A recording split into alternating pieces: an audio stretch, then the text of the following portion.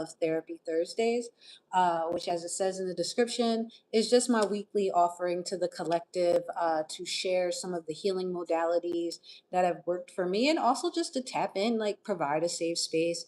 Anybody who comes through, you're welcome to ask a question, doing a live reading just in general. But if anybody comes through, has anything specific that they would like to share, you are more than welcome and obliged to. But if not, this will be here for posterity, for when it comes across your timeline.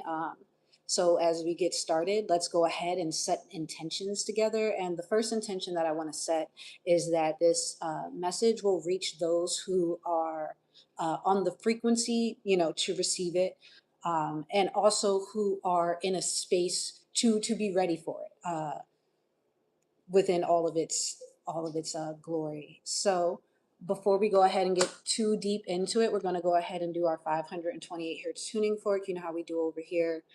We like to just set an energetic container with the sound, and just cultivate a safe space, make sure everybody's kind of on the same type of vibe.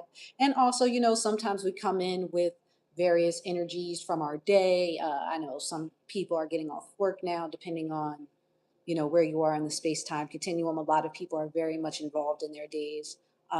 So we're going to go ahead and just inhale and exhale.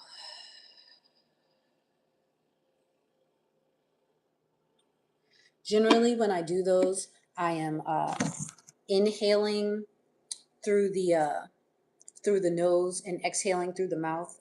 Just a little bit of a cleansing breath that is, and generally I tend to think about or set the intention to intake peaceful energies on the inhale, and then release any stagnant energy and so forth on the exhale. So that is a wonderful thing that you can do. I've got my ashwagandha tea here. It's actually, now mind you, I am normally I'm normally a loose leaf tea girly, not gonna lie. But Yogi has this really dope blend called mindfulness mint, which is like got mandarin flavors in there. It's like a light hint of mint. It's got ashwagandha, and it's so soothing, gang. Like if you have had a tough day, but you're not necessarily ready for sleep, it's better than a lavender or a chamomile, I find. And we're kind of going to be focusing on herbs in this session of Therapy Thursday. So as we're focusing on herbs, the reason I would recommend an ashwagandha in certain instances over a lavender or a chamomile is essentially because, sometimes you be busy, you be in the middle of your day. It's like an indica versus a sativa. Like if you got work, you got things to do, you don't necessarily want to be in the energy type of sleepy space that lavender and chamomile can kind of take you to sometimes. Whereas the ashwagandha has an element of clarity and an element of focus in its energetic properties. And peace to everybody who's in the chat, who's joining in. But yeah, the ashwagandha has an element of clarity. So you'll be calm, but you'll still be sharp. So this is a great tea if you have a stressful job and sometimes you're at work and they be stressing you out. I know, because listen, the 3D reality can be stressful. So ashwagandha is your friend. And also, just to share the message that came on my tea bag today, is just unity is the, yeah, that was me receiving a call. But yeah, unity is the way of grace and harmony. So we're also going to take that as a central message that is coming through to us, because at the end of the day, there are so many things in you hear my puppy wanting some attention. Hey baby, you see me doing something. Lay down, relax until I'm done. And then we have playtime and go for walkies, okay? Gang gang? Gang gang. Okay. Yeah. That's my puppy Oya. But essentially, as I was saying, we want to make sure that we are tapping into these energies in a way. Puppy.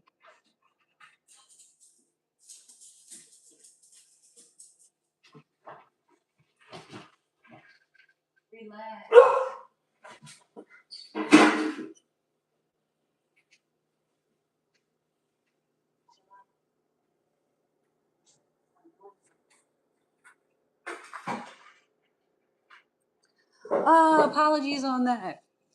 Had to go and settle the puppy. She's still in this stage where she's like, "What are you doing? We're supposed to be cuddling." So shout out to my puppy. But as I was saying, um, there's so many things that can be divisive in this world that go on. So as we step into the energy of unity is the way of grace and harmony, um, I love the concept of harmony because it is the ability to take things that are on inherently different frequencies. It doesn't require homogeny in order to be beautiful, much like unity amongst people. Like people are not required to be the exact same to garner respect, to be able to align. They just have to be in a frequency that isn't clashing with your own. So it's like, as long as, the line is harm, as long as you are out here not bringing and creating harm and drama in the world, then we can usually find some sort of common ground. It's like different notes that come together to make a chord on a guitar string or on a keyboard.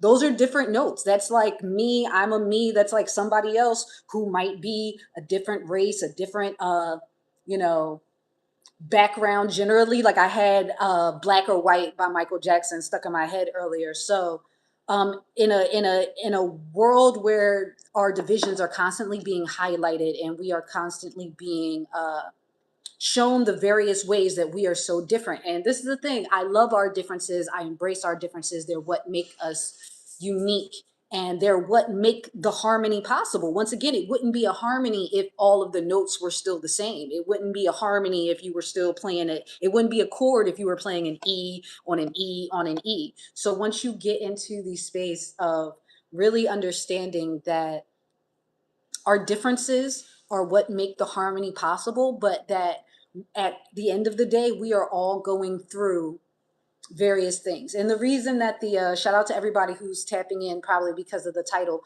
the reason that it's navigating like Nami, and shout out to One Piece, is because I really like the concept of pirates, specifically the Straw Hat crew, and how their pirate archetype is like revolutionizing the way that people think of pirates. So we have that revolutionary Pluto energy tied in with that. And also we want to make sure that we are, Nami being the navigator means that she sets the course. So as we are stepping into this time period of rebirth, Pluto being in Aquarius, which is very much kind of like Sankofa vibes. We've been dealing with a lot of transformation. So now it's kind of time to take a look back on that transformation and be like, how's that working? Are the things that we transformed, are there things that we need to tweak, and kind of sit in that energy? But that's essentially what navigators do. They look at where you've been. They look at, and they set a course for where you're going. So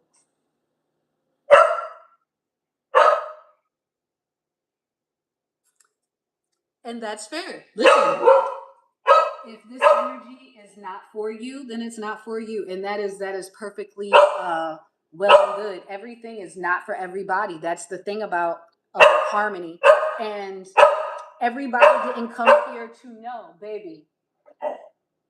No, thank you. I know you want my attention, but you see me doing something, right?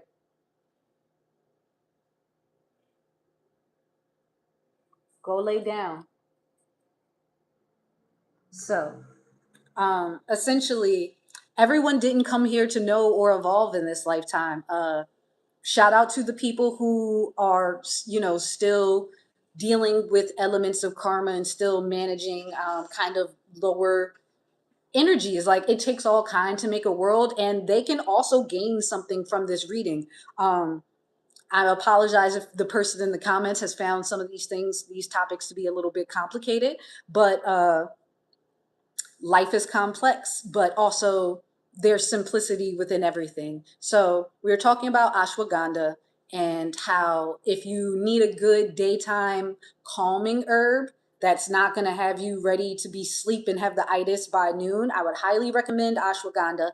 I would highly recommend Tulsi holy basil is also a good daytime herb just for kind of calming your nervous system and resetting yourself if you're not really ready for the nighttime vibes that are chamomile and lavender, which are, like the two go-tos. Those are the two powerhouses.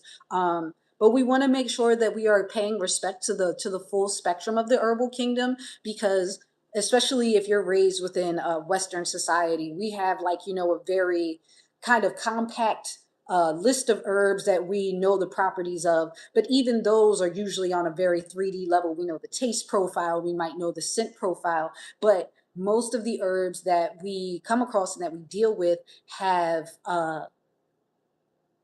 deeper medicinal properties and even magical properties. So we want to make sure that as we're using those as another tool in our navigation. It's like another tool in your tool belt. It's like, well, if I know that, let's give a different example besides the calming herb. So if you need to be a little bit invigorated, mint is a good one. Just like some straight mint, like a strong mint tea. If you couple that with some citrus, that is an excellent way to kind of like get you nice and alert. That's why like a lot of the morning products have mint and have citrus. I remember there was this one like Neutrogena product that was like, oh, little citrus beads that are like orangey and they wake you up in the morning, and that was like part of the appeal. So if you need some invigoration, citrus, mint, you could combine the two. You could use them in different ways because even though they kind of have similar properties, they're both going to be different. Citrus is going to be way sharper. Citrus is going to be very much like the taste of a lemon or a lime. Sometimes that could be very sour. It's a very reactionary kind of like, and because of acid, as a property of citrus has the property of breaking things down. So as you can kind of extrapolate from that what kind of experience that you're going to get. But I would recommend everyone, we're going to be focusing on different healing modalities as we come back to these topics from however many durations we do. I'm thinking right now maybe bi-weekly, every other week, but it'll depend on what the need is. If people are finding, that's really interesting because me and Whoopi Goldberg actually have the same birthday, but it's really interesting because we are finding that it's a lot going on in the world right now. It's so many things going on in the world right now. And there's very much an undercurrent of fear. I just saw a news story that was essentially talking, hey, puppy, be quiet, baby. My love. You can't have my attention right now. You see me doing something. I know you want to hang out, but we can't always hang out. Go lay down. Puppy parenting. And it's like gentle parenting. So this is actually an excellent example of you see her face. You see her puppy face. You see you're the one who's been making all the noise. Yes, it was you. It was her. It was her that was making all the noise. I know you just want pets and love. I know, baby. I'll be done soon. I'm not gonna be on here long. Um, just gonna go ahead and give this little baby, please. Go lay down. Go lay down, my love. So,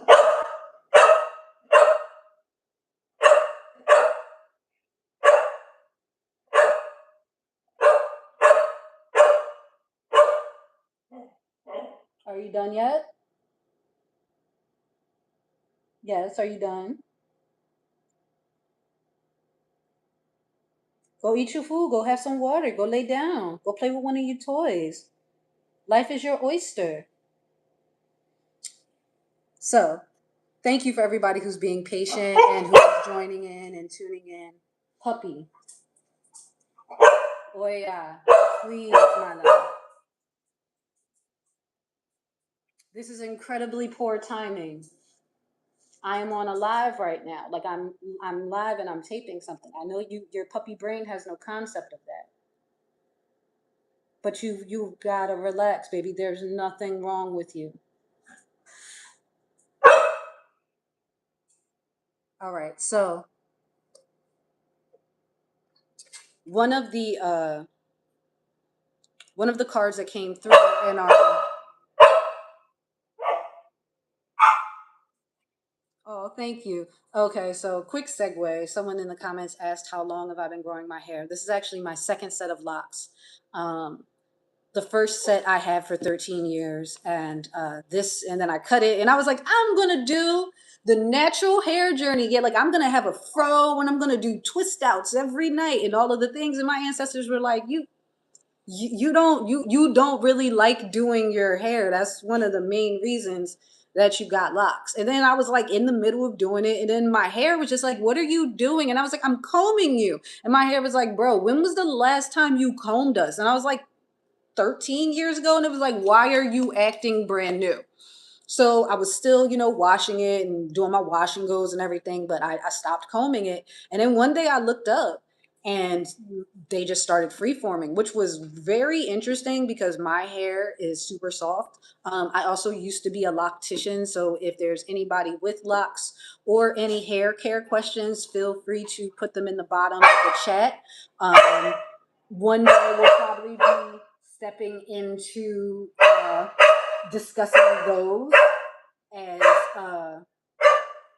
one day we'll probably get into discussing those as a topic. Today we're kind of more so leaning into herbs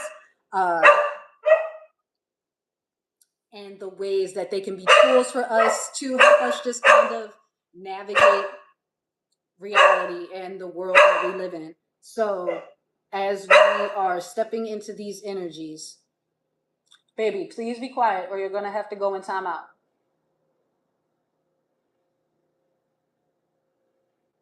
So, as we're navigating these energies, one of the cards that came out in our last reading was last quarter moon in Aquarius. So reflect on your priorities, which is very much giving the energy of the Aquarius Pluto retrograde, because Aquarius and Pluto is very much revolutionary energy. It very much comes up to shake up our lives and shake up, the things that we think we have planned for our future, and kind of go to timeout, my love.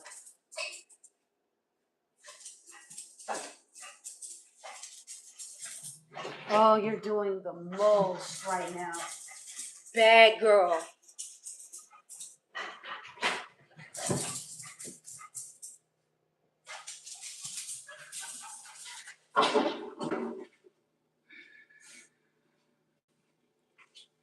Oh my gosh. So,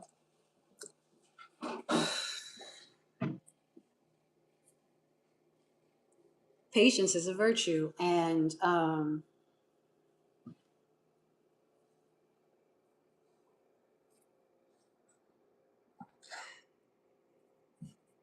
I understand that she's young and this is just coming from a place of love.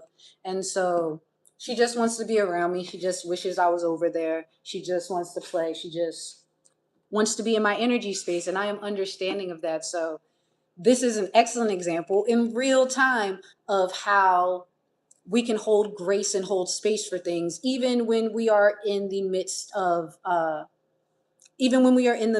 doing things. One of the cards that we got the other day was reflect on your priorities. So as we're reflecting on our priorities, this is a moment where my priorities seem to be in conflict. I am over here doing this reading, offering this energy to you all in a very loving and healing space, as I've been called to do by my guides and my ancestors and the Most High.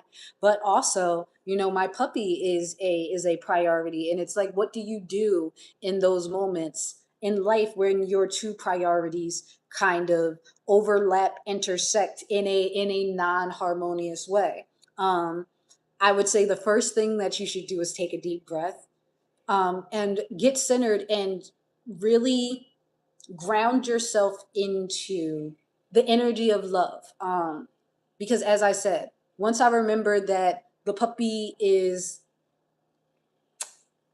not trying to be antagonistic. She just wants my attention and she's barking because she wants to play. And normally, if I wasn't on live with you guys, we would be hanging out right now. And so she's like, hey, what? Just like I was saying, my hair was like, why are you acting brand new? The puppy is also very much like, why are you acting brand new? And that can speak to the energy of how change can be uncomfortable. There can be friction created with people within our lives when we do have these changes. So that's another reason we want to reflect on our priorities, because we want to make sure that the changes that we are making are necessary, they're healthful, they're healthy, and they're leading towards growth. And if we are making changes in that way and we're finding friction with people, hold space for them as much as you can, I would say, without throwing off your own progress. But if any point in time the friction starts to be too much and they start to kind of hold you back from these changes that you know are in the interest of your highest and greatest good, at that point in time, it is usually sometimes necessary, unfortunately, to kind of cut ties and sever ties. But that's just part of being a navigator. That's just part of uh, discernment. Is, another thing that came to mind when the reflect on priorities, it's like there are only so many hours in a day. You only have so much energy to be able to put forth towards things and spaces and places. And so you want to make sure that you are prioritizing giving energy to the things that you love and that pour back into you. uh, as entertaining as, celebrity gossip and things, and like, even to a certain extent, like politics and things require, to a certain extent, people to be aware of what's going on. But also, if you find yourself down a rabbit hole where now you went into the rabbit hole calm, but now you've read so many stories and now your blood pressure is up. There's a difference. There's a line between being informed, and there is a line and on the other side of that, it's like being informed, being aware, knowing what's happening, and then like dwelling on that as the only perspective. Because as much as there are, things that are going on in the world that we would really like to change and correct, there are also tons of things that are going on in the world that are beautiful. And we should prioritize pouring into the beautiful aspects, pouring into the things that we can do about problems in terms of being solution oriented,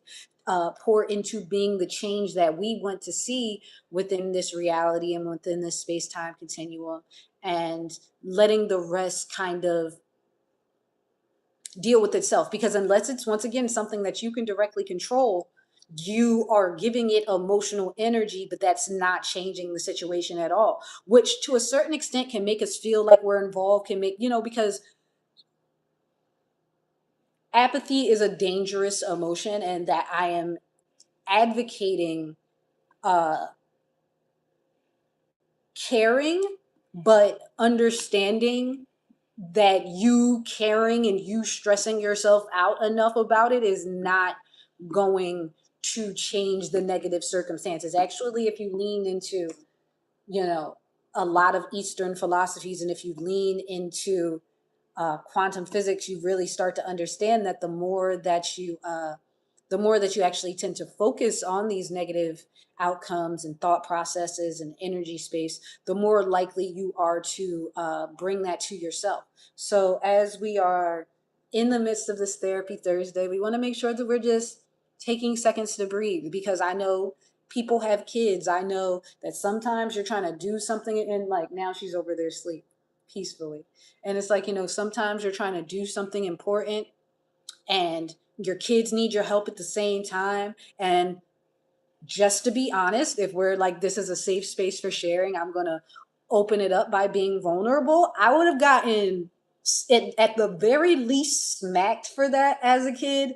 And at the highest, I would have got I would have got a whooping, a whooping. You know what I'm saying? So, uh, because it can be frustrating when you're trying to do something and sometimes like just go sit down. It's easier than having patience with a certain situation. So a lot of times, but we have to reflect on our priorities in those instances.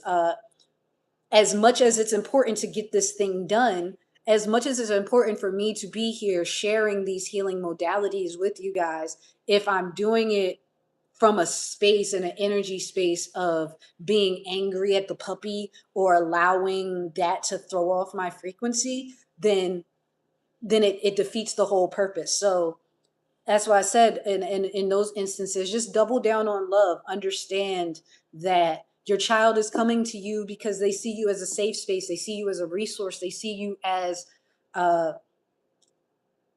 a lot of times, depending on the age group, the most important person in their world, the person that they count on to navigate like Nami, and also translate the world for them. The puppy is under a year old. She has not been on earth that long. She doesn't know what a lot of things are. And I take very carefully my responsibility to be one of her primary means of interface with this space-time continuum. I'm the person she knows the best and the most. And how she, just like how your relationship with your parents and the things that you go through as a child kind of shape how you show up in the world. I would like her to be able to be calm. I would like her to be able to show up and be a safe space for other animals, for small children. Um, and a lot of that is dependent upon the interactions that we have now. That's like a lot of people you meet in adulthood that are jerks and are so forth. They're just living their generational legacy.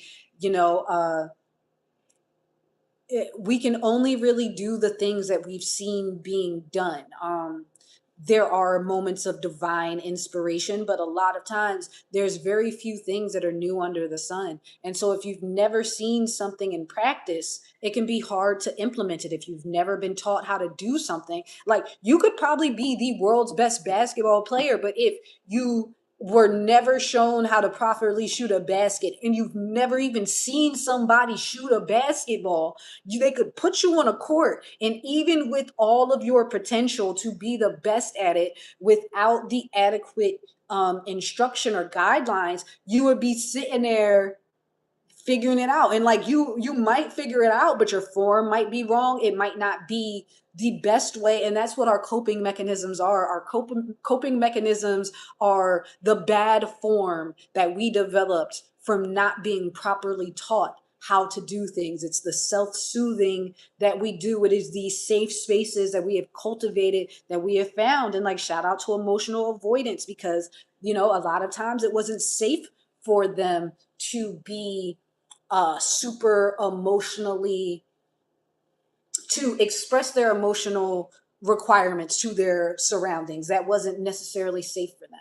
So a lot of times they just avoid it altogether. That was a thing that kept them safe at one given point in time. And so we want to honor that. That is one of the things that Pluto energy is good for in terms of the space of transformation, and also what this retrograde is good for. It's like kind of acknowledge and mourn the things that were lost, and even with relationships, sometimes people are doing the best that they can, even if they're being terrible people. Sometimes that's the best that they can do with what they were given, with where they are within themselves. Because a lot of times, at 90% of the time, what people do has more to do with what's going on in their internal world than it does with you as an individual. Now, we need to learn to draw lines and boundaries with those people so that we are not constantly incurring harm in those situations. But also, at the end of the day, it like you can understand why, like, oh, okay, like, especially you ever meet somebody and he'd be like, why are you like this? And then you meet their family and then you're like, yeah. Nah, see, no, you never stood a chance. Like, somebody was talking about a rapper earlier, and it was like he grew up in a two-parent household, but his parents had the same mindset that they instilled in him. And so it's like, when you don't have good examples, where do you go to? And shout out to everybody who is doing the gentle parenting journey. Shout out to everybody who is breaking those generational curses and being the best of ourselves. And shout out to the coping mechanisms that we are using, both healthy and unhealthy, because sometimes you need the unhealthy ones until you can get to the healthy ones. This is a safe space. This is we are like the Planet Fitness of astrology channels here, of tarot channels, of esoteric channels. This is a judgment free zone. It just, the line is harm to others, because honestly, the line is harm. So we want to make sure that as we are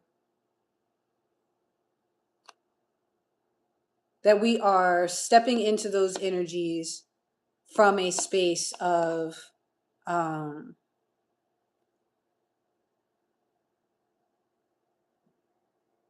completely lost my train of thought. We want to make sure that we are stepping into this time and into this energy just with clarity, with clear vision. That's why, as we're reflecting on our priorities, we want to make sure that we are taking the time to really be honest with ourselves.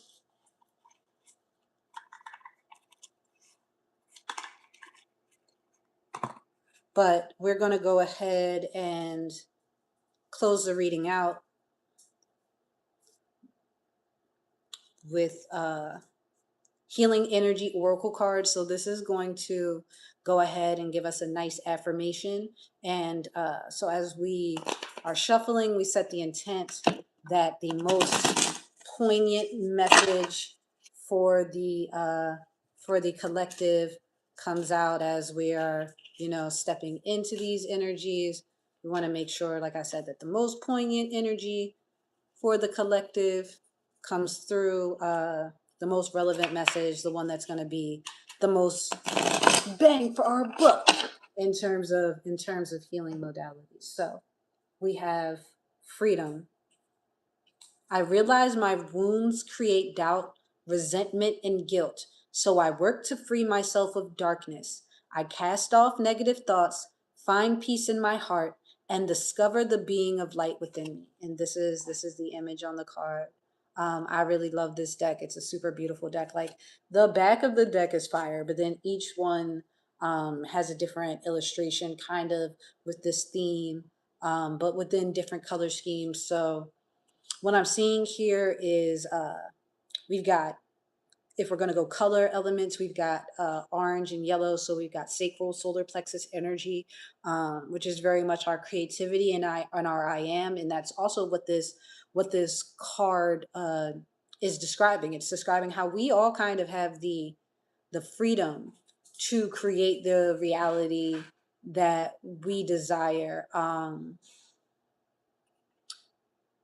As long as we were talking about wounds and how wounding from childhood uh, adversely affect us. So this card is specifically talking about how certain wounds create doubt, and how and resentment and guilt, and those can be big factors. Like we were talking about how, like, avoidance, like they probably resented that no one uh heard them out, so they really don't want to hear other people out, and they really don't even try to talk to people no more. That's that wound.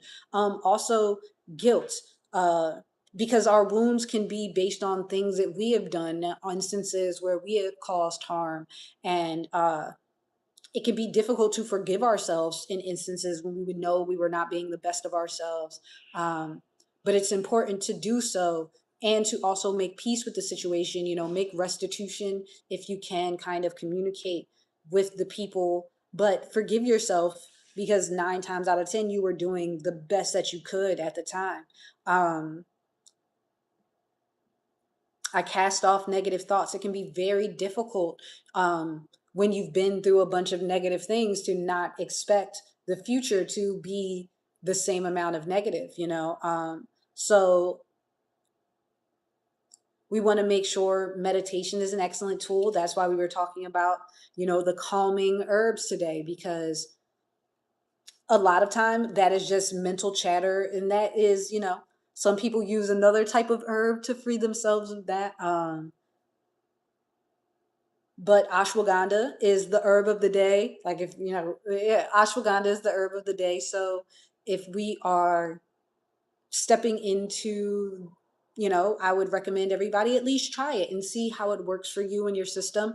You don't have to take it in tea form. There are tons of supplements out there. You can even get it, like, you know, powdered, or however you would like. You can, I know some people who add it to like their protein shakes or like their smoothies and so forth. And so it's like, yeah, like that's what we were saying. You have the freedom to create however you like. You have the freedom to interface with the herb in whatever way that you like.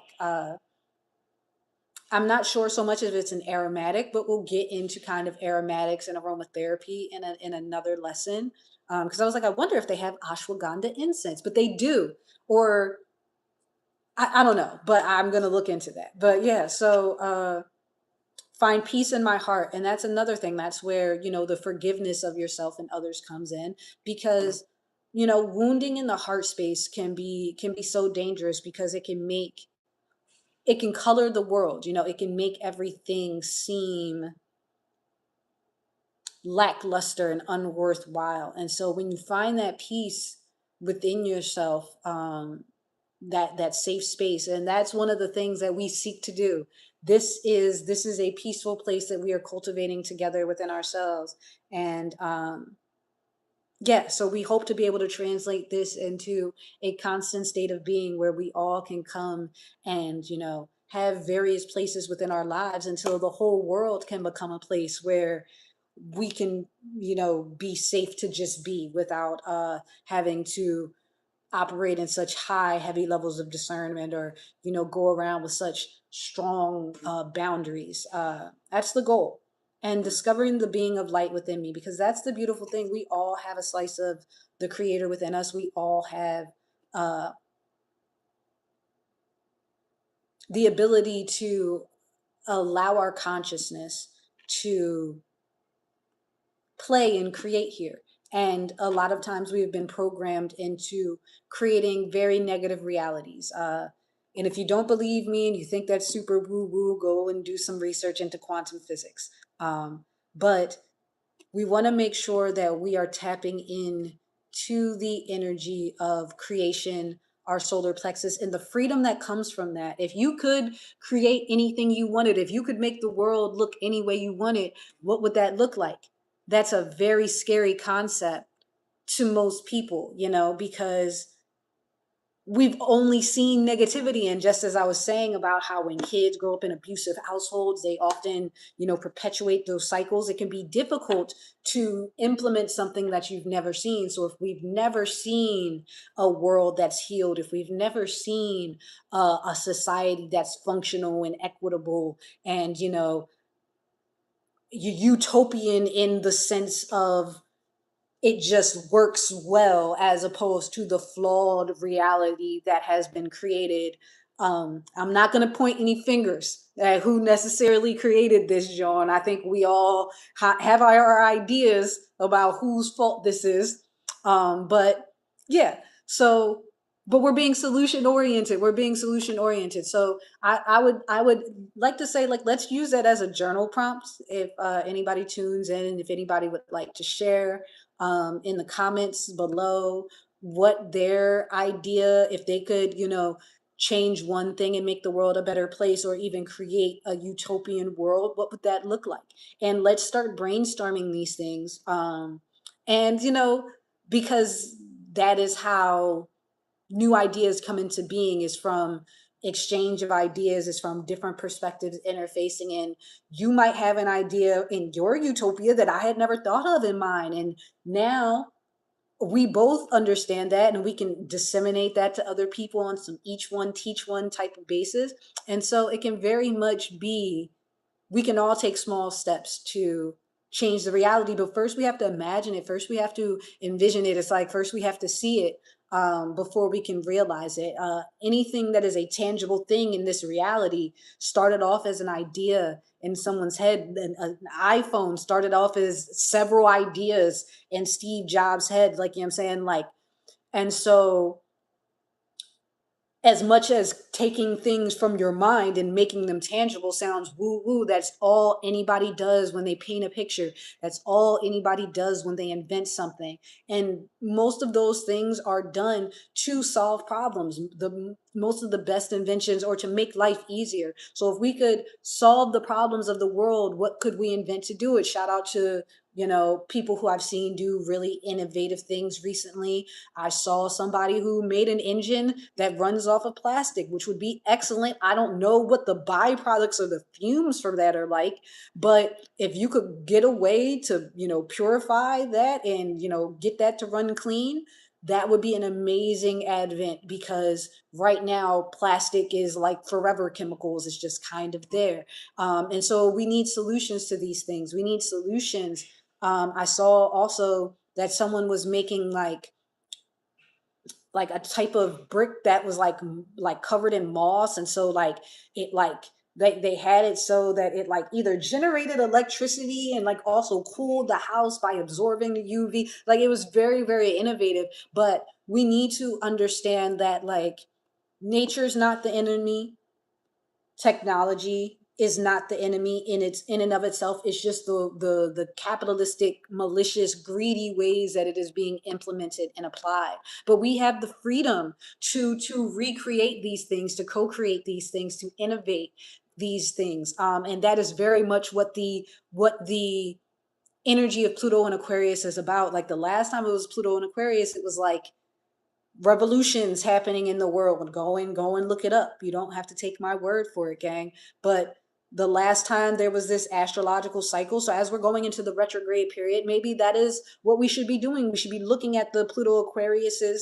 of the past and seeing the changes that were made and seeing, oh, okay, well, we seem to be getting closer to something. What are the things that we can refine for this Pluto and Aquarius? What are the things that we can do this cycle? It's like, let's make this like a cosmic, you know, like New Year's resolution for humanity as we step into this new cycle. Who do we want to be? Do we want to be imperialist conquerors? Do we want to be harmonic people that live in harmony with ourselves or in nature? Do we want to be subjugators of our fellow beings and of anything weaker than us? Or do we want to be protectors of those things? Like we each as individuals, all the choices that we make culminate in kind of that level of choose your own adventure. Every step you take and every decision you make takes you closer to a version of yourself, and it's either a version of yourself that you really like or a version of yourself that you would not be proud of. Just like every decision and every, you know, thing that happens on a global scale kind of takes us or you know, are this closer to the reasons that the aliens don't talk to us, you know, like that thing, like this is why the aliens don't talk to us. Does it take us closer to being like uh the backwaters of the solar system, or does it take us closer to being one of the idealized civilizations that we've come across where it's like, no, we've abolished war, y'all still down there fighting? But there are very much people down here who very much want war and so forth. And you know what, that's their prerogative. I think that in a perfect world, they should have land where they go. And if that's what they want to do, that's what they do. And I think everybody else should be able to live in places where if that's not what they want to do, that's not what they do. And that was the whole, you know, original purpose of humans being, you know, as much as we are social creatures, we're not really large global social creatures. We're more so like clan people, like, you know, like different tribes. They were very tribal. And so when we understand that the message that we got from our tea today, because nothing is a coincidence, is that unity is the way of grace and harmony, we want to understand that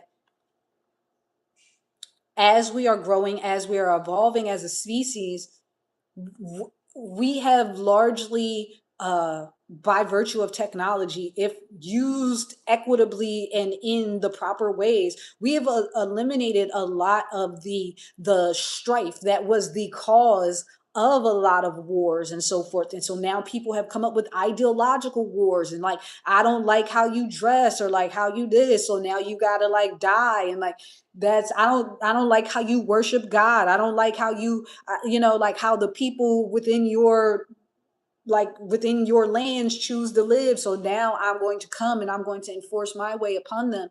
And it's like I think we should start treating that like boomer behavior. It's like, okay, boomer, like, okay, like, you know how like kids kind of shame old people for, not being innovative in a lot of ways.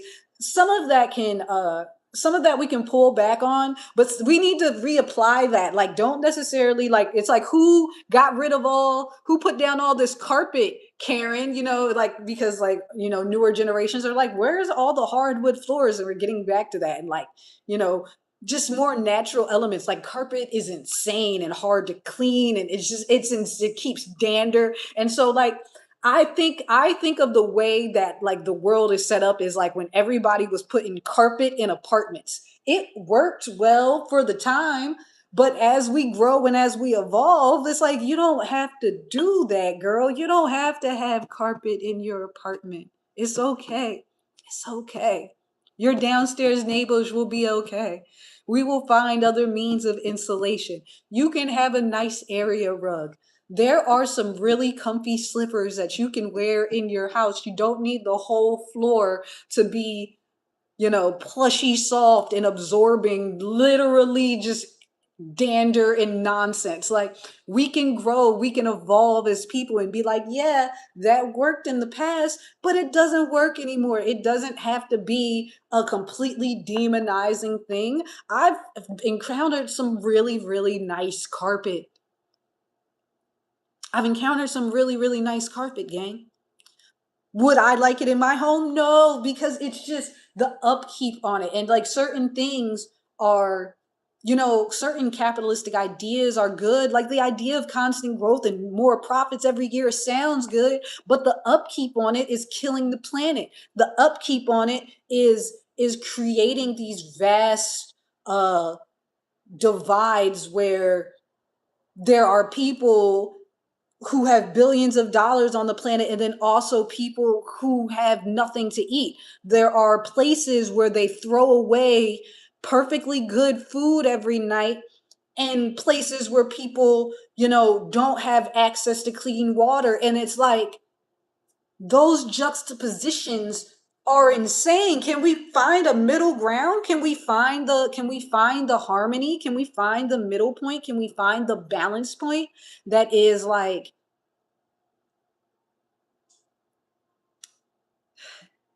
everybody being able to live a good life? Like, with the global technology that we have, we in the fact that you can ship food literally, like, as much as people jump across the globe on private planes to do varying degrees of important things or nonsense. We could do that. Like, why can't we have like a global Uber where it's like, oh, these farmers over here got a surplus that's literally, they have no market for it, there's nothing's going to be done with it. Okay, well, let's take it over here to these people who are at a deficit. How about we remove money from the equation? How about it's like, well, they can't afford it, because right now that's the impediment. Right now the capitalistic money grab is the impediment. It's like, well, they can't pay for it. And it's like, well, it would rot otherwise.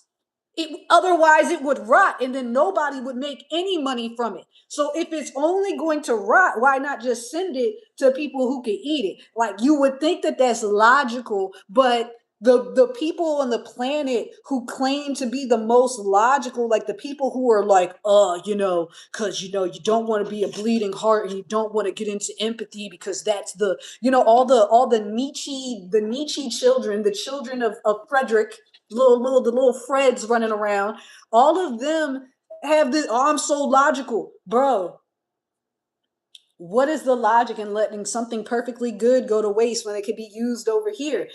That's not logic, that's spite. That's like, let's just start calling spades spades. That's punishment, that's spite, that's not an efficient use of resources. If the goal is efficiency, like if the goal is efficiency, if the goal isn't evil, but the goal is actually efficiency, like, you know, like, oh yeah, we want to cut costs, and like, yeah, if the goal is efficiency, that's the most efficient way to do it. But nothing in this world actually runs efficiently. So we have to sit with ourselves and say, what are these people's goals? Like, let's take a let's take an honest look. What are these people's goals? Is that the way that we would like to proceed? And if not, what are we going to do about it?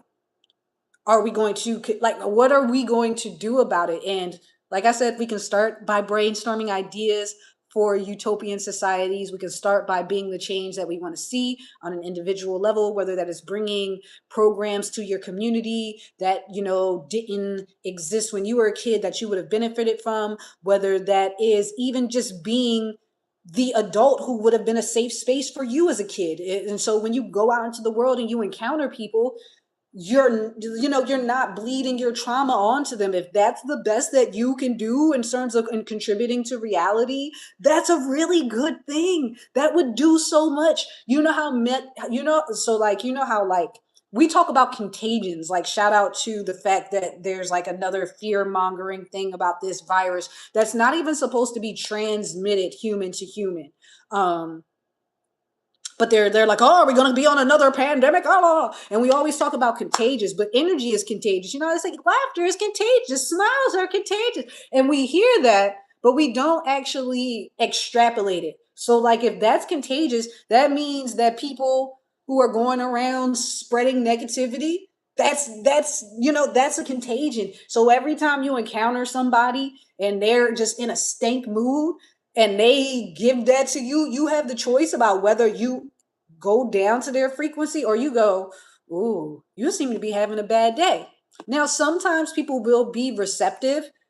You are in no way required to go and try to assist and pull that person out of their bad mood. But what you are required to do is keep your own frequency, hold true to your navigational settings. That's like, shout out to Nami. We're talking about navigating like Nami. That's like, if everybody has a log pose, shout out to, the Grand Line. Everybody got a log pose. And if your log pose is pointed in a direction of this one island, you don't want to start following another boat because they're not going where you're going. Keep your own frequency, keep your own path. If you set out to have a good day, don't let somebody else being miserable take you off of that path. That gives them way too much power. Are they that powerful? I think you are infinitely more powerful than that.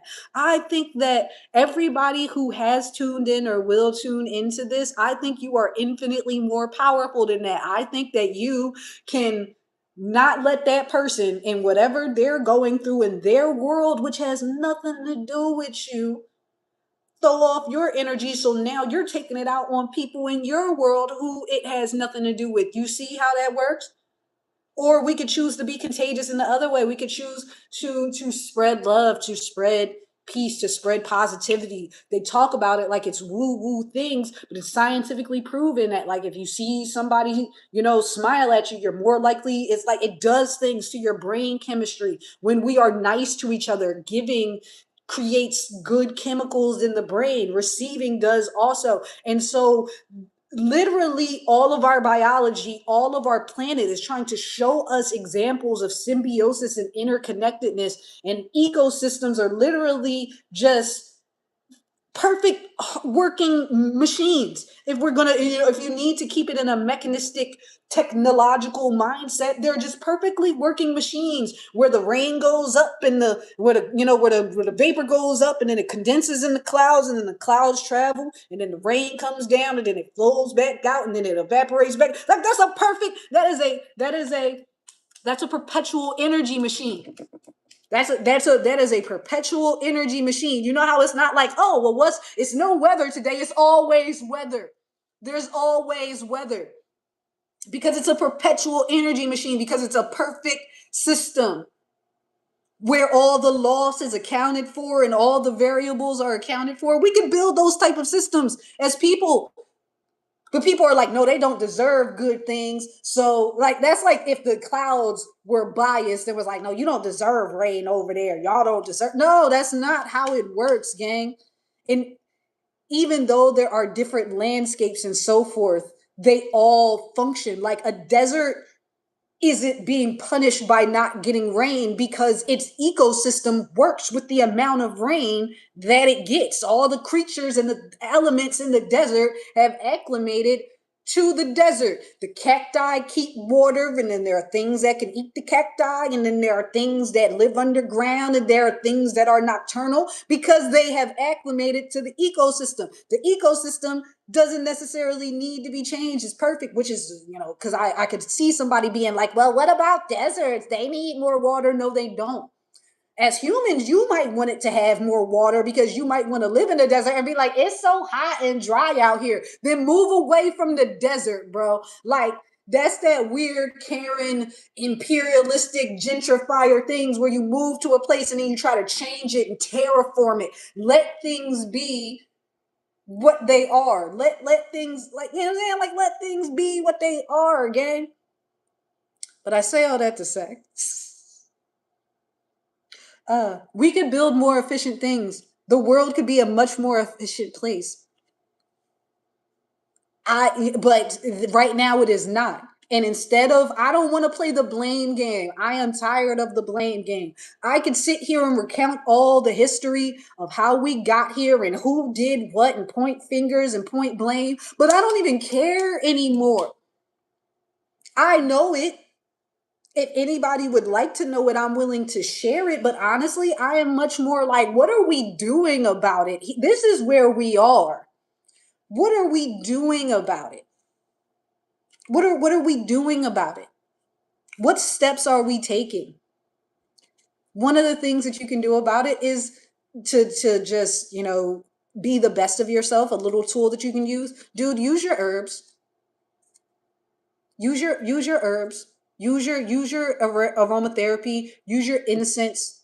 Use your tools. Use the things that were given to us to help us. Just like food was given to us to be able to eat, there's everything on the planet for everything that you need. There's probably a fruit for every craving that you could have. There's probably a food, a taste profile for every craving you could have. I'm in a mood for something that's slightly salty. There's something for that. There's something for that. And so it's the same way with herbs. It's like, no, dude, there's stuff out here for us.